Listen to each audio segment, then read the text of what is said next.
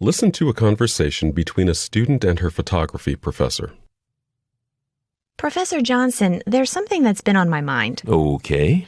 Remember last week you told us that it's really important to get our photography into a show, basically as soon as we can? Yep, it's a big step, no question. Thing is, I'm sitting here and I'm just not sure how I'd get there. I mean, I've got some work I like, but is it really what a gallery is looking for? How would I know? How do I make the right contacts to get into a show? I just really don't... Okay, hold on, slow down. These are questions that, well, just about every young artist has to struggle with.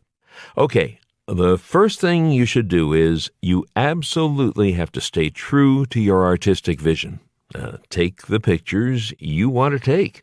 Don't start trying to catch the flavor of the month and be trendy because you think you'll get into a show. That never works because you wind up creating something you don't really believe in. It's uninspired and won't make any shows. I've seen it happen so many times. This doesn't mean that you should go into a cave. Keep up with trends. Even think about how your work might fit in with them, but don't mindlessly follow them. Well, yeah, I can see that.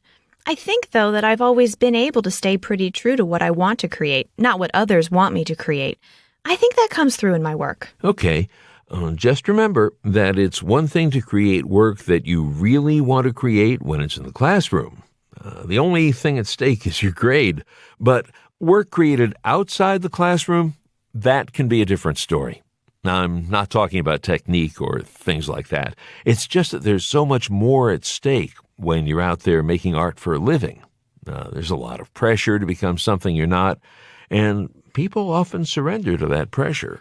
But to get stuff exhibited... Well, you need to be a bit of an opportunist. Common sense things like always having a sample of your work on hand to give to people.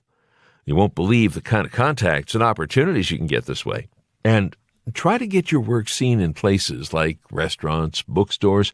You'd be surprised how word gets around about photography in places like that. Okay.